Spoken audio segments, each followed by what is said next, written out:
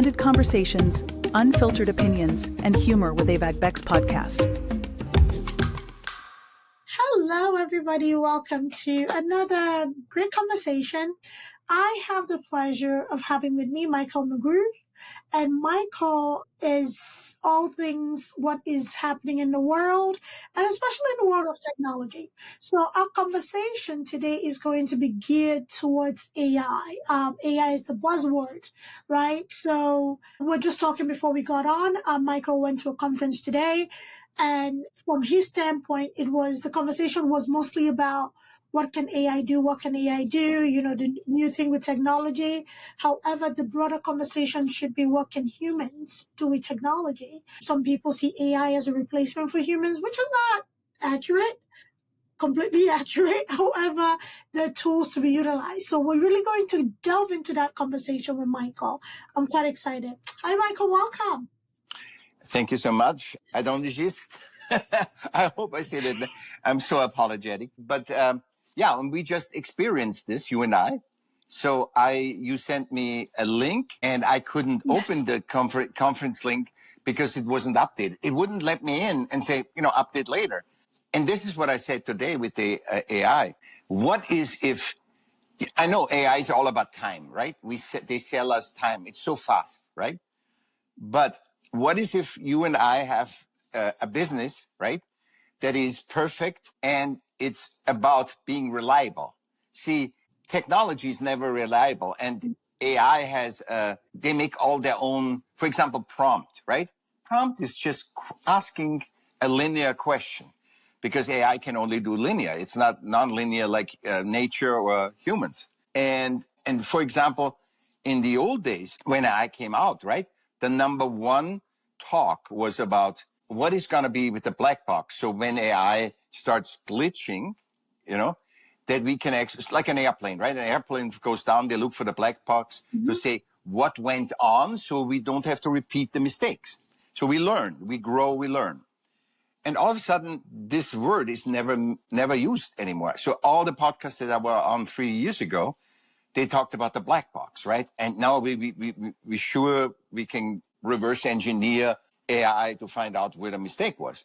And everybody said that from AI. They said, all the AI said, no problem. And now, these days, which I think is a very interesting thing, we have never had more computer glitches since an AI. And everybody I talk to, I'm saying, am I just such a Luddite that I don't understand technology? They said, no. Since AI, the more famous AI comes, the more glitches we have in computers. And not that you push the wrong button. It just doesn't work. And this is phenomenal. There was a guy in Finland. He said, what does ChatGPT think about me, right? Or anybody, yeah? Who is Michaell, right? I would put that in. And he found out himself, and he was totally surprised. And he said, oh my God, I killed my 2 kids and all this, I'm a murderer. And both his kids are alive, and he's not a murderer, right? And so I think the bigger picture, I say, okay, well, how can that even be? Right. And what I found out was that AI copies everything humans do, right? In the last 20 years, we're on the internet, or 30 years, It copies everything we do. And we have people that lie. We have people that say the wrong thing. And AI takes all our thing and it says, okay, when they don't know what to say, obviously they just make it up. And that's where the hallucinations came from, right? And the hallucinations, see, they call them, just that I'm all about awareness. So the hallucinations are basically lies, making up a story. And they say, we are trusted instead of reliable. So when the reliability comes to, which you and I, if I'm upset about you or you're upset about me, our relationship can potentially end. So we have to really be reliable for you and me, what we say to each other. But AI says, you can trust us. How can you trust a machine that actually makes you a murderer because it didn't have enough information that you're not a murderer? And it just makes that up. Is that an a one-off thing, an outlier situation? Because again, with the large language models, you mentioned that they're very linear in the responses that they give and the feedback. But also with these tools, the more you provide, the more accurate the information, I agree. provided. So if we give a name of, maybe there was someplace in history where there was a serial killer, a murderer who murdered his family, had a similar name as he does. If he did not, put particular things that would identify him or differentiate him with this murderer of sort, that would make sense. So I think that is just like an outlier. Not to say that they're accurate. Absolutely. I'm a believer that every AI system, whether you call them AI, large language models, whatever you attach to them or describe them, they need human oversight. This is where human oversight, it will give you efficiency, but not accuracy. Exactly. Beautifully said. Yeah. And that's the issue is, but it's promoted as trust the information. And when you don't look, they're promoted as being end all and be all, but you still have to do your own bit, right? Even when you go to the doctors and they prescribe medication for you, and they tell you about all the good things that will happen for this process, they may not delve into all the side effects and the other stuff. Like, I think it takes an individual to not fully rely heavily on. and you shouldn't rely on humans either. You shouldn't rely on humans either. But you have a sense. We have 5, 6 senses. I call the 6th sense. You resonate with, like you and I resonated right away. We didn't have to wait. We like in the first minute, we knew everything, or even shorter, right? But there's a feeling. So if I was a murderer or a bad person or a drug dealer or something, you would have sensed something. Even if you're not conscious of it, you wouldn't be conscious, but you would. There's a sensibility, and then when we talk, you would find out. I don't know about Michael. I don't know about him. And so, what I think is the promotion. And I have written, and I send it to you, and you can add it to this episode. Okay. I've made questions, human-centric questions for AI, because I believe I'm not letting 8 people that run AI. They create AI. 8 people decide what we need, how we need AI. It's like, we invent a knife, and the knife can actually cut sausage or stab us. So, but the knife, the tool decides it. And how can you ever do this? The tool should not decide if you do this or not. Especially a conclusion. They look at this name and they say, "Oh, it's a murderer," and right away the police comes and take him puts him into jail. So it's the same thing. And I don't want 8 people to decide, now, how can we make the most money with people using AI when they totally trust it and just take that as the absolute truth. And it's not the absolute. And they say, "Oh, there's a hallucination." But honestly, I was yesterday I had to look for board members of, I'm participating in a charity, and I look at all the board members that we invite them. And I put in 5 companies, and I said, "Please, can you," and ask the question, not the prompt. The prompt is a question. But when we call a prompt, it's already limited.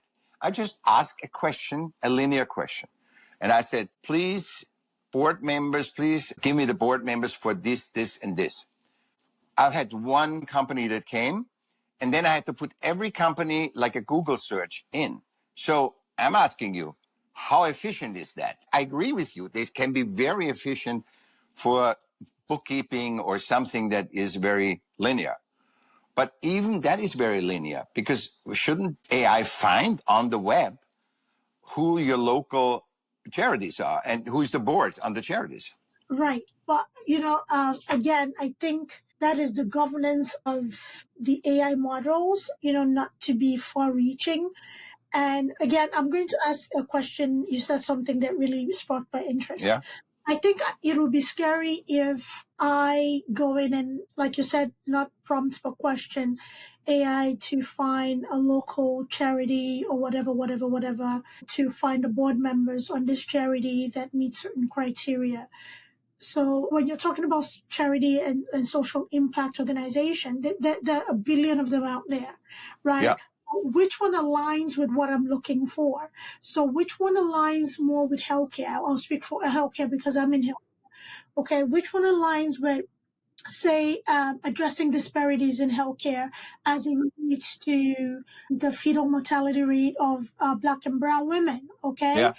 Where that ratio is sickening, 4-1, and what is in comparison to whatever counties are around each other.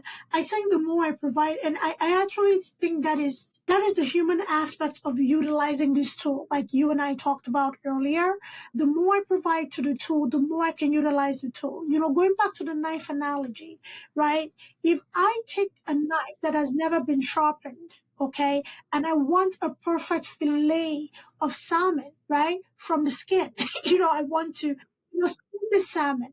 I'll be wasting my time if I use a butter knife or knife Exactly. and Yeah. exactly, That would be our game. With a game we could play. Can you deskin a salmon with a butter knife? Exactly.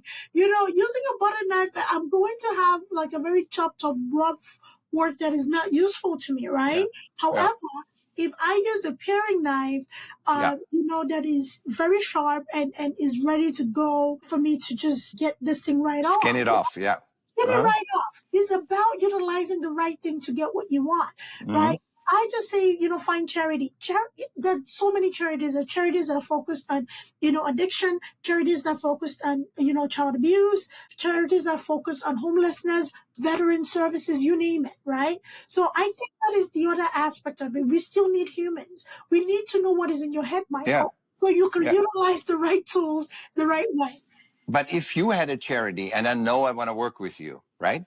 Okay. And I say, give me her board members. Who are her board members? Because you need certain to have a non profit. You need to have, and they need to be official. Right. I think that should be easy, and Google could find it, but not AI. Okay, so you see how you pointed me out? You named me by name. Yeah. You named me by name. That needs to happen. So if I want a good result, just digging into the science part of my brain, if I want a good result or if I want a definitive result, I will have to have my test group and my control group, right? So it's kind of like a comparison. I would have to have more than one subject, depending on my charity. So I may feel like one charity may match what I'm trying to do. However, if I include 5 others who I feel align with the same, the best of those will be pulled out for me, I feel. No, I understand. That's a different context. That's a different context. I just wanted to have your board members. I don't want to judge you. I don't want to have, are you in human or in animals? I just want to know I know you and I know your company, GMO, and I just wanted the board members, and he couldn't do that. And he couldn't, and actually had to go up. He gave me one company with all the board members. One was complete. Nice. But the other ones I have to put in separately to find them, and then AI and just brought me the page where the board members are. So I'm not saying, everybody talks about, all these things, but in really, this is just a very simple task. That wasn't a task for, what you said. You said, hey, what are they? Are they neurodiverse? Are these kids? Whatever. And this is what I say. I think we humans need to ask what we want, not just take what we get and then adjust to it. And with the iPhone or any phone, they make updates, and you just have to find it out how they work. They're not even telling you. But the start button is, instead of the left, right, the start button is on the lower left. And when you don't know that, you always have to figure out. That makes you also vulnerable and weak. And then you just accept what they give you. And I'm against that, because I say, how can I do a business with you? And you say, you have to do this, this, this. And it's clear. And I can say no or yes. But this is like changing things, and humans have no impact on it. We just used to be the guinea pigs. We are the guinea pigs for what the technology decides that we should have. And I don't like that. I think that's, and also it shows me with the results of the highest glitches in computer that we have. And actually today, when you have a glitch with a computer, in the old day, you remember the old days, you had something on the iPhone or on the Mac or PC, you get an expert, cost you money, thing, but he fixes and said, okay, where did she go wrong? Where did Michael go wrong? You know, and that was fixed. Now they say to you, and I know from big companies, we don't know. We don't know what it is. Just reload the whole thing and delete. This is insane. This is actually very counterproductive. I don't think it's very productive. And that's why I encourage every human to say, I want AI to do this. And exactly what you said. I want the board members. You want the connections with diseases or weaknesses like homeless and all that stuff. Right. So, Michael, I don't want to forget this because I think this is, I'd like to learn from you, and I'm sure people listening would like to know why you have this strong opinion on not calling and prompting, rather questioning or query. Yeah. So, what is that? Why is common that? sense? Common sense. Michael. Common sense. For every human, common sense. For every human, I'm lying. I don't have what does it mean, a hallucination? I had to look it up. I didn't even, when first they came out with the hallucination, I had to figure out what is but hallucination is not lying. Hallucination is making stuff up, right? And I'm saying I can communicate that to you in 10 seconds, but then you get a new word and then you don't even know the word and you keep going. And then, you didn't know that it makes stuff up. See, it would be so much more honest and human-centric to tell the people, just be a little bit aware. It makes stuff up. It's not the norm, but it's like human. You find one bad human. Most humans are benevolent, but you find one that says, I cannot, and I'm very neurodiverse, right? Where do you have the most neurodiverse people?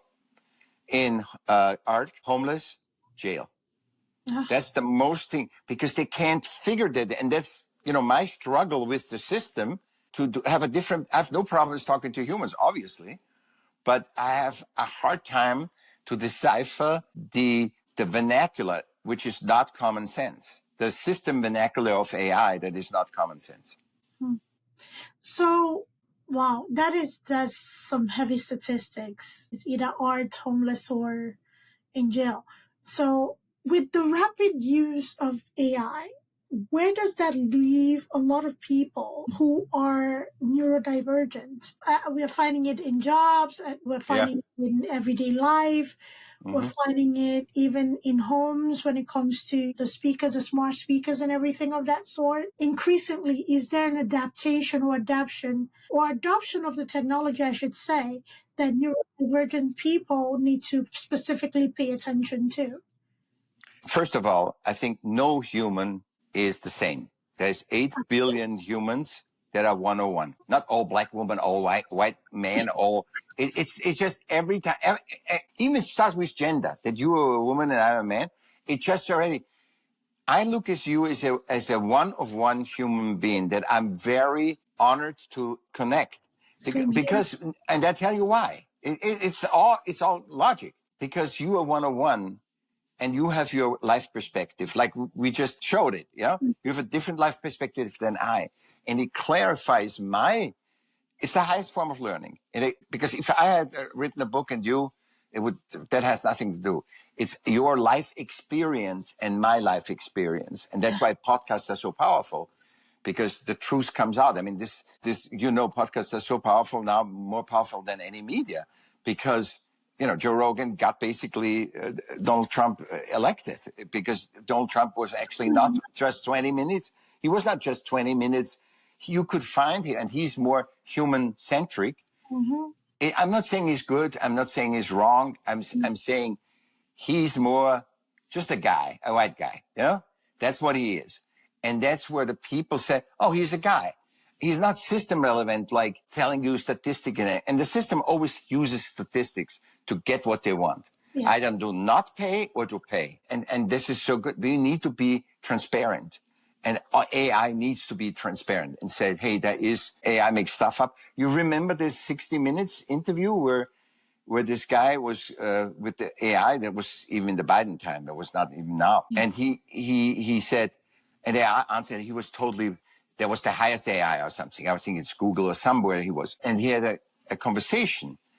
And then the AI gave him 3 books to read, and 2 books were made up. It sounded perfectly. This book is about whatever, human in thing, and it's called Happy Human. And he looked it up and he said, wow. And it was not even there. So this is the stuff, the transparency of human being, which you see now. Everything comes up because the world is changing. The world is aligning to humanity, to nature, and we are all aligned and saying, we humans created AI. So we can never be above AI. Yeah. And we cannot even do anything above nature because we are part of nature.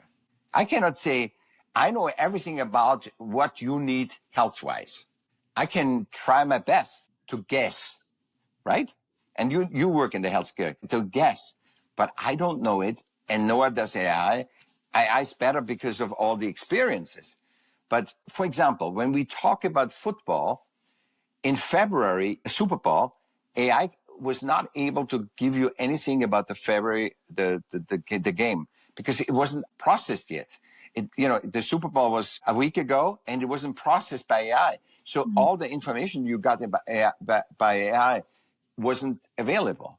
And if you and I say, let's ask about Bully, let's ask about the company Bully, it makes it up. Yeah. Because unless there is a company called Bully. Yeah. So it's true. I pretty much know where your opinion stands on this. I am in academia, and this is something that is being fought very seriously in the academic, especially in universities and colleges, when students write their papers using AI and with APA citation. AI makes up a lot of those citations, and there are tools to identify when a paper is being written with an AI tool. So where do you stand in an argument where a student tells you, hey, you're being old-fashioned, I was able to get my paper done in time, what's the big deal? Okay, let's say you teach me about rabbits, right? And I have to write a paper about rabbits. And you see that you work for 20 years with rabbits. You have experience with rabbits. And my paper has nothing to do with rabbits, It's the paper. It mentions rabbit in it, so I guess. Yeah, it reads, but it is, but you see that the interpretation of the rabbit as for example, this is as a mean attack animal, like a lion. See the context. You need to understand the meaning of what you teach. They need to understand that, and it's not if I tell you exactly verbatim. There's neurodiverse people that can verbatim recite books. Yes. But it's not about you not teaching books.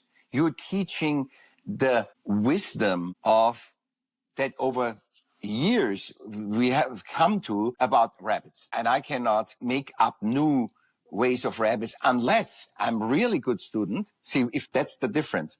If I'm a student and I tell you something about rabbits, I said, I never thought that. Like most people say to me, I'm invited to all these podcasts because I didn't see the perspective.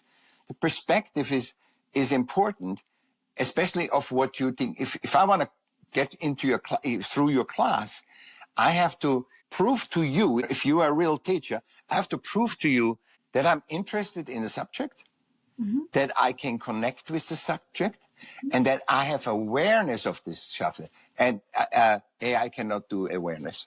Cannot. There's no awareness here.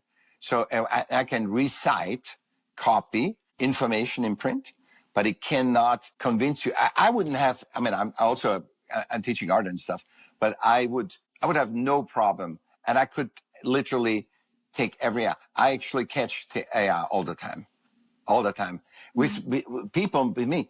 I had somebody literally sent me $176,000. I have no money. Okay. So I really would have needed the 176. Sent me in a trust wallet, 176, saying he's Elon Musk. Nice. But I I went to my bank. My bank says, if you take that money and the bank finds out this is a fraud, the bank would blacklist me.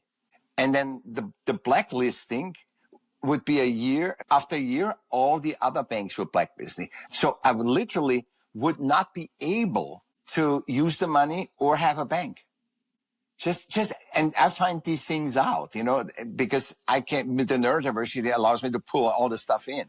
Yeah. And I see what's humanly, what is, the human story about this, And I'm not mad or anything, but I always win because I always learn from my experiences. So even if I have a horrible experience, I learned from it, And I learned in this, what I can tell you now, and which helps you. So we always win if you see the dark not as a bad thing, Very interesting perspective.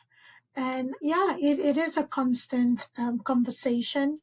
And it's almost getting to the point that is generational, and it really isn't. It's not about generation. It's about, getting expertise in the area that you are getting an education for, right? Yeah. If I'm not confident that, you know the subject matter at hand, and you're getting by to get by, because it happens. It does happen. There's a difference between a student who knows what they're talking about and understands the subject matter. Again, going back to the large language models, and they write things themselves and want to correct it. There's nothing wrong with that. Not everybody's an English major and knows the right punctuation and all of that. Totally stuff, agree. Totally right? agree. Yeah. So in that regard, as long as I read it, it makes sense. It applies. So if we're talking about nursing intervention when it comes to preventing bed sores or skin breakdown, and you tell me the pathophysiology of that happening, you tell me the nutritional need of that person, you tell me what to avoid, turning a reposition, all the things that goes into planning care for a person. If everything is there and I know that it's not made up and you came up with it and it's something that we've discussed, and you're using it for punctuation, I don't have a problem with it. I don't want this conversation to be a generational thing, because more and more I'm hearing that from students. Or the people don't understand AI. No, they do understand AI. However, it's not an end-all or be-all. I think that is where the mindset comes from, that people are overly dependent, as opposed to, again, using it as a tool. Or it's a tool. It's nothing else but a tool. Like the computer was, right? The computer was the same tool. We got used to it and it worked. And I said it was good enough. We can all have, this is what I would have done to promote AI. I would say we have a new tool and we want to shorten the time that you research stuff and it pulls it, but be aware. See, that's the difference with transparency. Be aware it makes stuff up.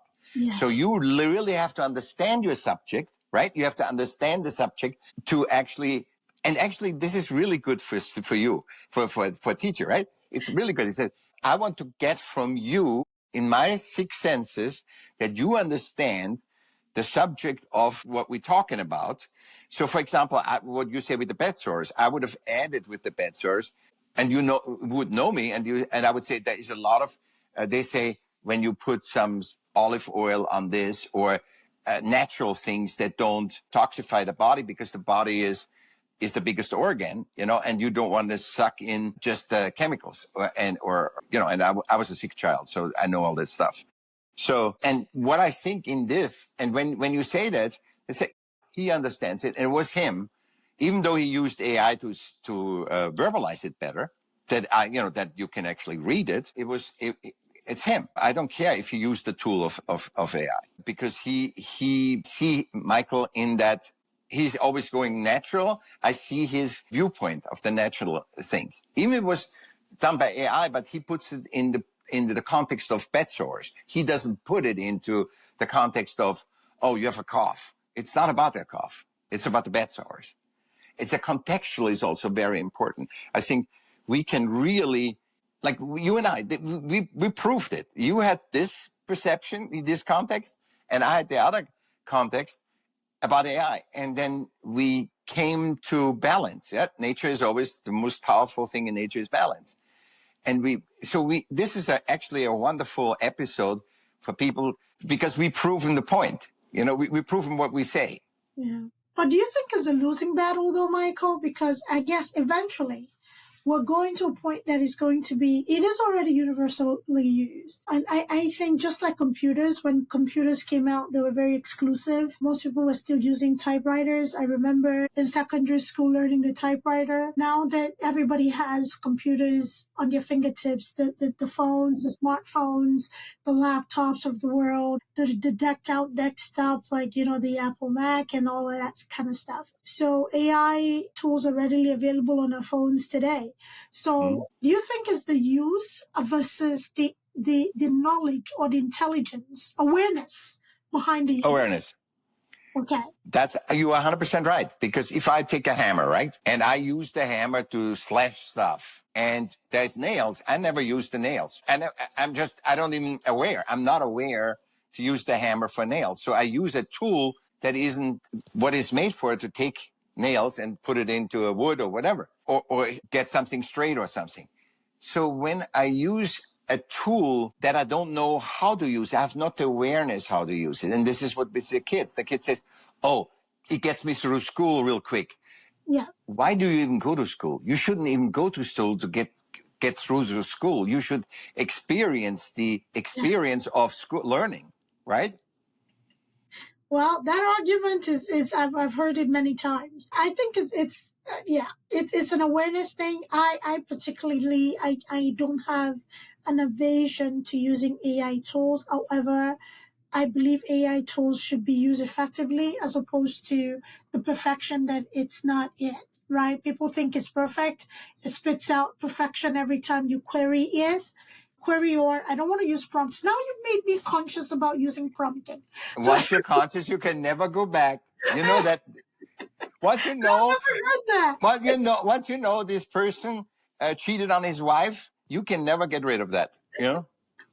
So now I'm conscious about the query. So I think the general education, and thank you, Michael, for that, is understand that AI is a tool, understand that AI is not a perfect tool, understand that AI needs a lot of human oversight, which I've always championed from the beginning. It is not a tool that can function without your input. And also understanding the limitations, because when it is being discussed, the limitation of it is not discussed. It is the other side. Like, even in life, there's yin and yang, the dark and the light side, right? But we talk about efficiency. We talk about the time saving, cost savings. We talk about the reduction in workforce. Money, basically money. Basically money. We're talking about, no, let's be honest. See, why we're always money. And why we say, oh my God, they want to replace humans. Yeah, because it's cheaper, and it's cheaper for a job that you don't like, especially, so that if nobody wants to, clean out a sewage and you get an AI tool, perfect. It's the perfect tool to clean out sewage. You have robots, you put them in the sewage, they clean the thing out better than any human. But that would be the perfect sewage thing because it's one treatment. But there's so much to talk about AI and we become very aware. I become very aware with that tool of AI and with the intent to exchange us. And I say, it's okay to exchange us in a sewage, right? But it's not exchange us to be teachers, to be every human-centric. I always divide. So my thing is, and I can send you that thing. I think your life gets 50% easier when you divide human-centric versus system-relevant. In system-relevant, you need a title. In human-centric, you need to be loving. Maria Therese, what was a loving nurse. So it's human-centric versus and I think, for example, housing, healthcare should not be a system in order to get most efficient, should not be a business system. I'm not saying they should do it for free. But it should not be, the business should not be the most important. The money should not be the most important, because what you and I talked, it was always about ultimately about money. Humans created money. Money didn't create us. Systems didn't create us. We created money, we created system. And I always say this, think about it. If tomorrow there's no human, do you think any system is relevant? Do you think Harvard or Cambridge or Google would be, without humans, there's nothing. There's nothing. And the only income that the systems get is human income. So you have migrants that come from a war that is system created, right? Because you pay for the war, if you want or not, because you cannot say, I want to pay my taxes, but I don't want war. I don't want to kill other humans that I don't even know. You know, I don't want to do that. I want to pay my taxes, but without war, without chemtrails, without, you know, I don't want to support that because that's all paid by taxpayers. So all the stuff that we're afraid of and which really hurt us and we think we are powerless is from taxes, is some humans using the taxes. And, you know, the fish always stinks from the top. It doesn't stink from the bottom, you know? And I think that's very important. That's very important to have the awareness of that and say, and that's why we need to start saying what we want. I'm not saying demonstrating. I'm not saying manipulation. I just say, I want AI to be a tool for what it is good for. For example, as nobody likes their job of sewage cleaning, I want a sewage cleaning thing because that's the perfect, but that's not flashy. That's not glorious. That's not wonderful, you know, but that's why we have tools. I have a hard time cutting with a knife. I don't want, you know, with a butter knife, right? I have a hard time cutting with a knife.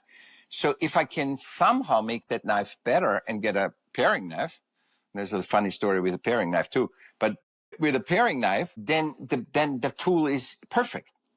You know, the butter knife is not perfect to skin a fish, but the paring knife is. And do you know what the paring knife is? Paring knife is to make art out of food, right? Do the thing. But you know what is also good? The dark, the yin and yang. It's the most famous tool for torture. Wow. I thought it was the ice. I think paring knife is better because I heard this paring knife. The ice pick is, of course, the hammer is good too, you know? Michael, where are we going with this conversation? No, I'm just saying there's both, there's yin and yang. And it's not for anti-human. That's why I say, and torture is systemic, you know, ice pick is, that's all systemic. Human-centric, you would never use a paring knife on a human. You would never use an ice pick. You would use an ice pick what it's perfect for, picking ice. Paring to make art. But you have a choice. And people say, I don't want to go in the negative. No. You got to see both the things so you be in this thing. So what we talk today is not an anti-AI thing. It's just a human-centric perspective of the tool of AI, how it can help us. Mm-hmm. I love this conversation. So again, it's a tool. It's not something that replaces human. When we talk about healthcare is such a buttoned up system, rightfully so, because there are a lot of sensitive information that is being processed on a daily basis. All of that needs to be handled with precise care. And that's why we have HIPAA, you know, the Health Information Accountability Portability Act. But more and more, we're talking about AI in healthcare. We're talking about AI in health information management. We're talking about AI with even documentation. Given that the sensitive nature of this industry, what is your take on that? Again, this is healthcare. It'll be very difficult to replace humans in healthcare with never ever. So because no human heals you. Human give you a suggestion that you accept, that say, okay, if I take, and you know, the placebo stuff, you know, I'm getting a sugar pill, I give you a sugar pill, and I spit on you, and it heals you. You know, I do everything. We need to say there is no perfection because humans are 8 billion 101. So what I found out with me, because I had 150 doctors working on me because I was a sick child. Wow. And I was Asian, I was East, West, I had everything, you know, palm healers, everything. Every human is different. So you give one person this drug and it gets right away good. Antibiotics, in 2 days, it's clean. You say, take it 1 day more, and then we think, and it's perfect. The other one, digestion deteriorates, everything goes on. It's like the opposite happens. And it's about the balance, and it's about, you know, my doctor said to me recently, never get sick. And because when now everything comes out, what works and what doesn't work, and what is a business and what is not a business. And that's why I say healthcare should never be a business, because then it has to follow financial principles, which are not capitalist. Financial principles are way before, that's from the pharaohs and it's saying it's never enough. It's the fear of humans. And perhaps we cleaning this out right now, because the fear of it's never enough no matter what we do. But because if you and I make $100,000 today, next year we need to make 120. We can't make 100, or we have to cut costs and have more profit. So it's always a never enough, no matter what we do. And when we cut all the costs and cut the costs, then it goes to, that's why healthcare can never be that, can never succeed as a business. Because when you go into healthcare, say, you can get more money, but you can cut costs, and I want you to cut, and this is told to you to cut costs. Instead of 2 nurses, we use 1. Instead of, and 1 person for night shift is okay. You had 4 before, they really took care of the patients. Now you have to have 1 night person. Then you say, hey, we can actually save, it doesn't have to be a registered nurse, it has to just be an orderly. And it just gets less and less because you have to, it's always from the top. It's not, oh, it's better to have 1 person. No, it's sold to us it's better because it's less money. And that's why it can't go any human religion, it doesn't matter. Any human-centric service, any human-centric system can never be a business on business principles, on financial principles, which is always, it's never enough. So I'm looking also for a solution. What can be the opposite, right? To get balance, you need an opposite. And financial principles have no opposite. So hot, cold, I said, put it a little hot, put it a little cold. I can create a balance. Sharp, dull. In systems, you need, because it's for many people, it's generalizing people, you have to have a balance where you can, and every human is 101. And nobody has ever proven to me that human-centric businesses should be businesses. They should just be the government. That's where we take taxes. The government should support education, should support things, but not like one favorite, very famous thing, had 50 billion in reserves. Why don't you teach people?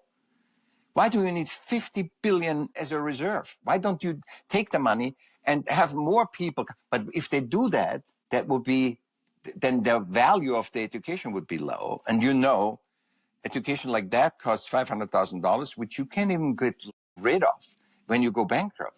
You can do everything and go bankrupt. You cannot get rid of the education.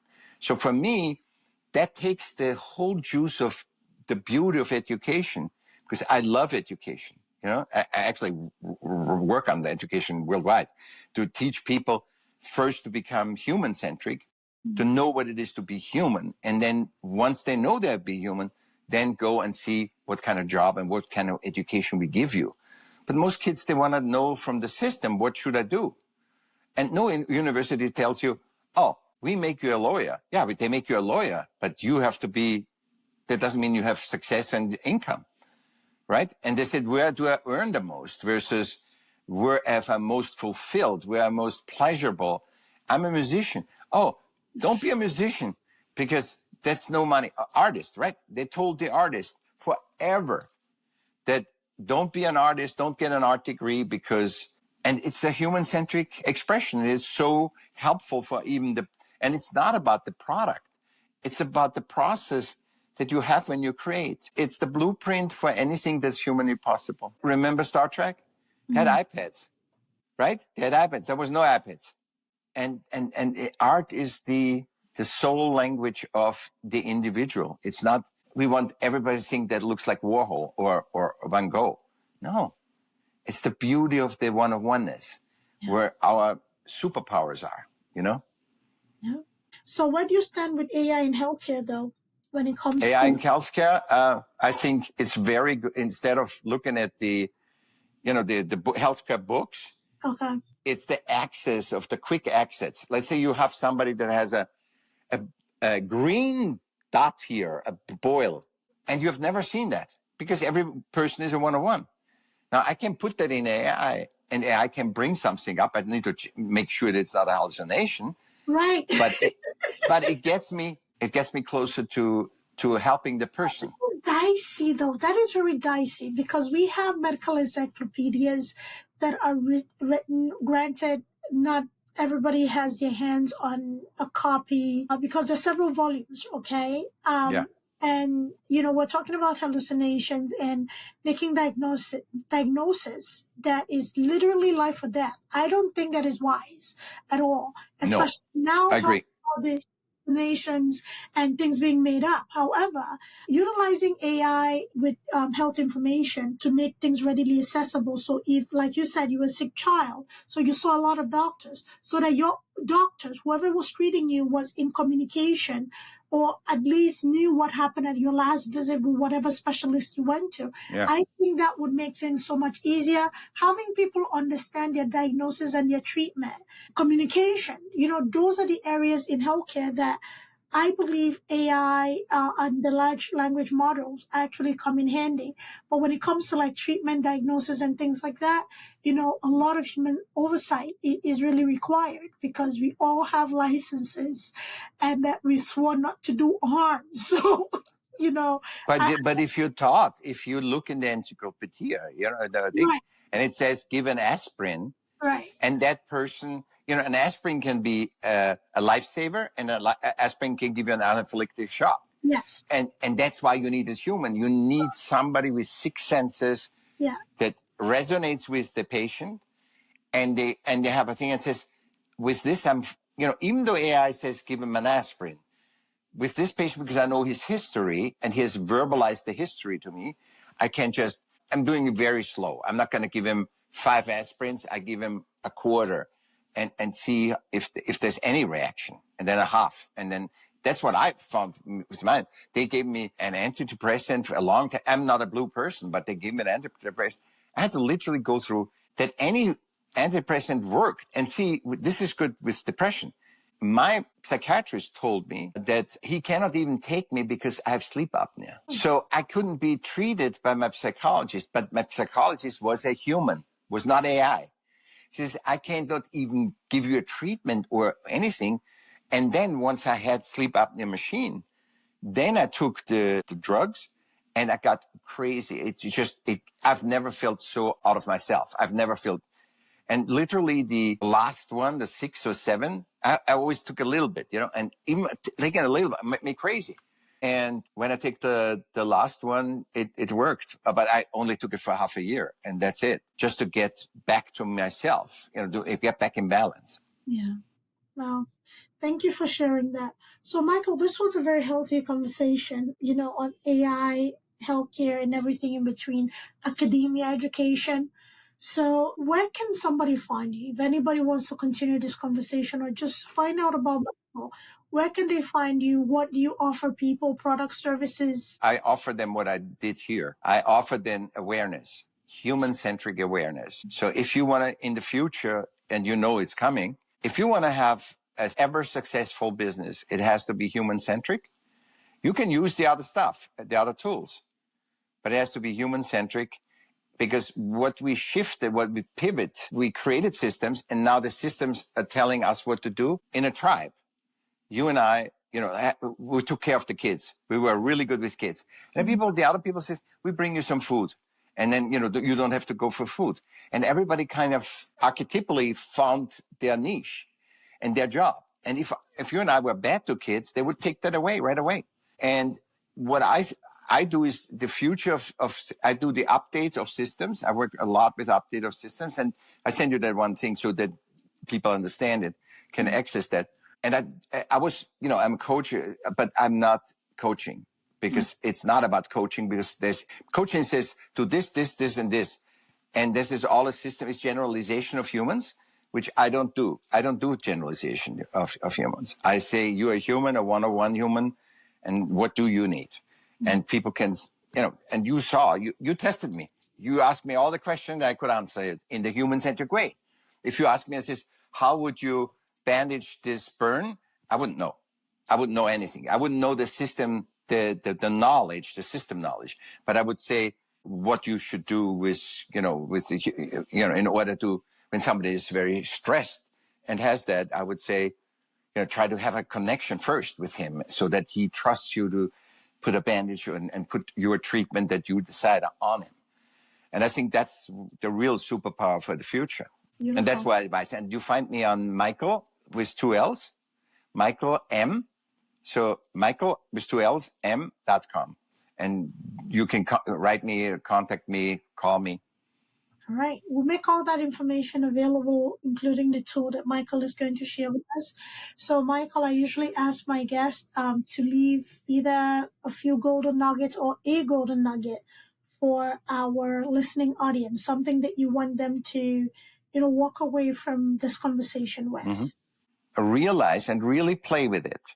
Realize that you are one of 8 billion, and really try to, nature made you one of 8. Nature didn't make you a woman or man. Nature made you one of 8 billion. And just play with this. There is a natural reason why you exist.